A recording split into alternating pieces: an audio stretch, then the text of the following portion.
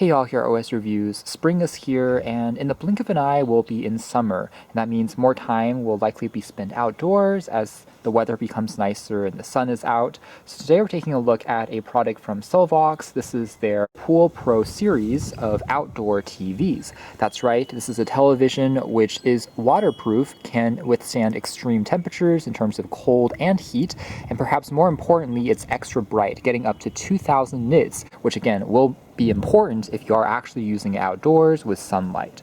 So this comes in a few different size options. The smallest 43 inch is what we have here, but they also range up to 75 inches. Namely, all the models in the Pool Pro series are smart TVs as well. So they have Wi-Fi and Bluetooth built on in, and also uses the Android TV OS, which is based on Android 11. Here's also a few examples of it being mounted in various places around buildings, again showing that it is fully waterproof, including again attaching onto fences, the side of a house, or you can also have a traditional stand if you're just putting it onto a flat surface, and they can also be picked up separately as extra accessories.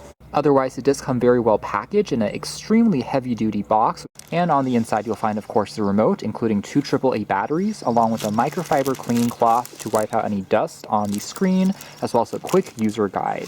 It takes about 30 seconds to boot into the OS. Similar to other Android TV interfaces, it's not too bad. And right now we are in, I would say, kind of a partial sunlight situation. It is a beautiful spring day, and it would be extremely challenging for any regular TV to be visible. But of course, it's not going to be as perfect as if you were indoors. Even though this thing is already very bright, you can still make out a little bit of reflections there. This is a matte display, by the way, so it's not as bad as if it was a glossy screen. This is definitely a commercial grade construction that's going to be a lot more water resistant. We do have a full aluminum frame which is carefully wrapped to prevent water from leaking in. Moving a little bit closer to the bottom right hand side of the TV, you will notice a small LED light which is fairly bright. You can make it out when the TV is on or off. It will be red, and this is also the fan noise that it produces. Compared to a regular TV, it seems a little surprising at first, but if you've used a projector, you have a similar, I would say, overall volume caused by the fan, and it's not too distracting as you start playing back a movie or show and the music kind of sucks you in. And that, again, is helping to also dissipate some of the heat. Now, here we are at the back of the TV, which again is made of that same aluminum unibody build. The most important thing would be the bottom panel, which you can see contains all of the I/O. So to get the full water resistance and weather resistance, you do have to attach an additional metal panel and leave nothing revealed except for the cable that is going to come out from the bottom through the foam and keep things still element proof. But when opened up, you'll find access to 3 HDMI ports that support 4K input. The first one is HDMI ARC. You also find access to 2 USB 2.0 ports that can be used for plugging in thumb drives that can be read directly by the Android OS. There's also a 3.5mm headphone jack if you don't want to use Bluetooth, or the optical jack for home theater solutions. It does have built-in speakers as well, and we'll talk about that later on. And then finally, there's also an Ethernet port if you don't want to use Wi-Fi for connecting to the internet, and also an antenna for television, as well as the AC adapter. We have access to the Google Assistant on the top, which you can also tap on the remote here to speak into. For example, what's the weather in Seattle over the next week? Recognition is fairly good. In Seattle, it'll be mostly cloudy with a forecasted high of 52 and a low of 37. Tomorrow through Tuesday, it'll be rainy most of the time. So it's doing a reasonable job. It's pretty quick and definitely a lot easier to use compared to an actual remote. If you are typing things in, for instance, you can use voice to search for different shows. The remote, by the way, uses a fusion of IR plus Bluetooth for the voice component, so works well enough. The speaker quality, though, as you kind of heard in that demo, I find to be a little bit on the muffled side, to be completely honest.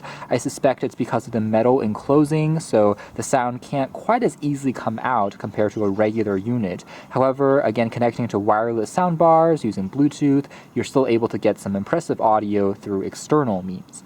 Anyways, we can further take a look at some content that's being recommended, including popular streaming services like YouTube, Amazon Prime Video, what's currently trending, including trailers, as well as video content that you can purchase and rent.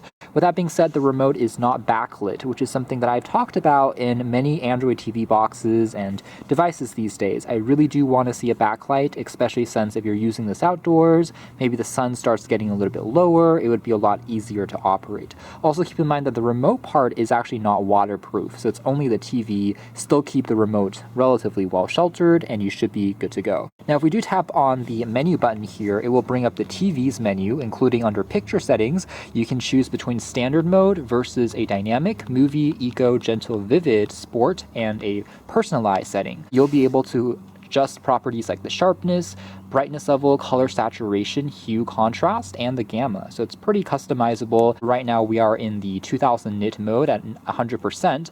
Changing it down to something like 50 would be 1000 nits, which is still fairly bright. But as we start further cranking it down below to something like, let's say 20, that's closer to a conventional TV in brightness. This will get you a better idea of what a regular screen that is meant for indoor usage looks like under the same scenario. And as we further crank down the brightness, you can tell the much larger difference there that we are getting. Additional properties like color temperature, noise reduction can also be played around with.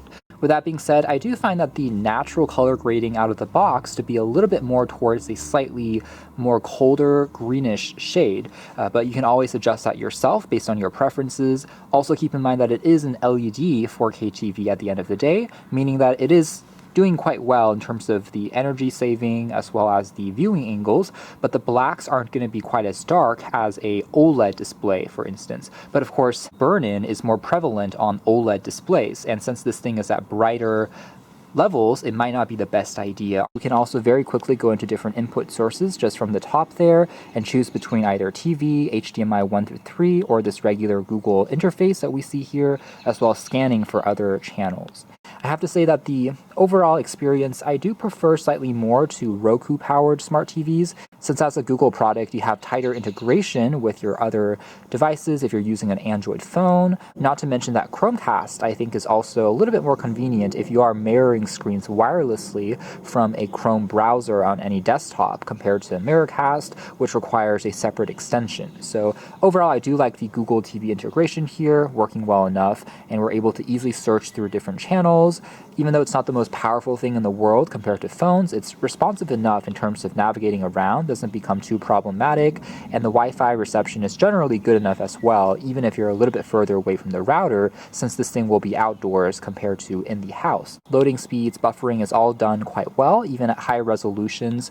If you are choosing between YouTube as well as Netflix, buffering doesn't become too big of an issue either. It's already quite saturated for an LED display, as you can see there. Colors do pop, and the extra brightness levels do seem quite nice. Plenty sharp enough, especially at the smaller 43-inch version that we have here. A lot of PPI being crammed into this TV. Of course, the larger that you go up to 75 inches, it will look more immersive, but the resolution will actually slightly decrease from a pixels per inch perspective, as well as an idea of what it looks like at more extreme angles, as we can see there.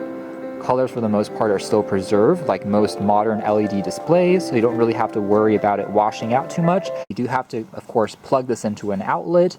The cable's length by default is about 1.5 meters. So again, this isn't a TV that has a built-in battery, for instance, and you do have to use either a power bank or an outlet nearby, and more realistically if you are using it outdoors, and keep that in mind when you're trying to find a mounting spot. The aforementioned built-in Chromecast is quite easy to operate. I'm just going to choose the Smart 4K TV, as long as it's connected on the same Wi-Fi network, and you can tap on Cast My Screen to start mirroring it over, which is a pretty fast and seamless process, as you can see there, and against the reflective smartphone display, you get a much better idea of really how bright this thing is.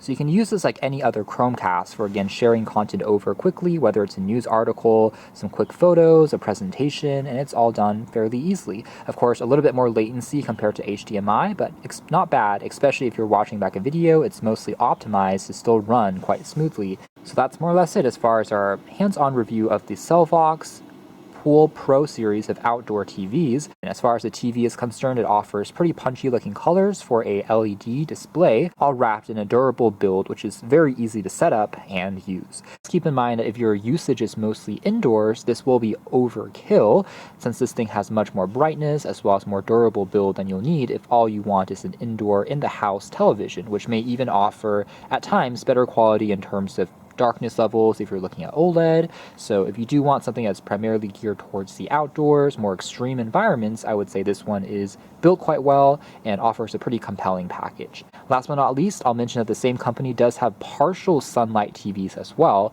So those get up to 1,000 nits instead of 2,000 nits, and you're able to save a few $100 as well as options without the Android TV built on in that also saves a few bucks. So you can pick between a variety of options, which is pretty customizable. Anyways, thanks for watching here at OS Reviews. That's been the Sylvox Pool Pro Series 4K Smart TV.